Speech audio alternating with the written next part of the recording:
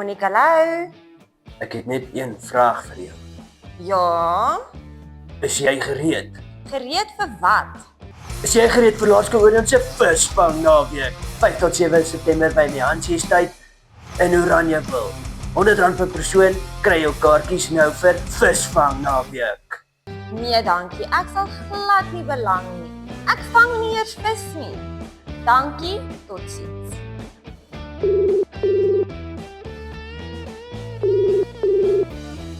Hallo?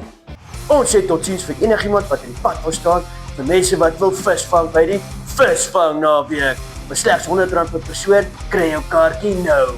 Hoekom bel julle aan mekaar? Ek het mos nou gesê ek stel nie belang nie. Ek vang nie eers vis nie. Nee, dankie. Ek stel nie belang nie. Totsiens.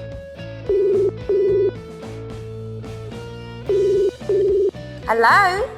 Hi, is Champ daar? Who's Jan? Dit is die vraag wat ons die naweek gaan antwoord by Laerskool se visvang naweek. Bloed, sweet en trane, maar vir ons die Champ gee by die visvang naweek. 5 tot 7 September by die Hansiestuit in Oranjeville. Hoekom hou julle aan om my te bel? Ek het mos nou gesê ek stel nie belang nie. Jy mors my tyd. Hallo? Ek kyk vir jou.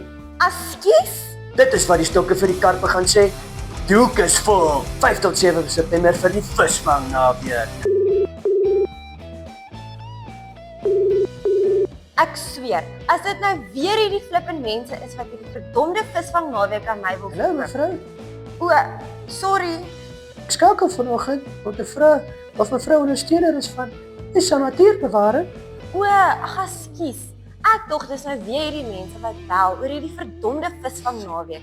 Ja, natuurlik is ek 'n ondersteuner van natuurbewaring. Ek is so bly om dit te hoor mevrou. Want hierdie naweek het ons 'n dier wat baie skaars is. Jou hulp nodig. En sy naam is Maak Vies. 5 tot 7 September by die Hansiestuit in Oranjeville vir visvang naweek. Is jy nou ernstig?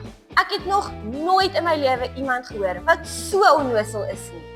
Koop jou kaartjies nou vir slegs R100 vir die visvang naweek. Moet my nie weer bel nie. Ek sit nou my foon af.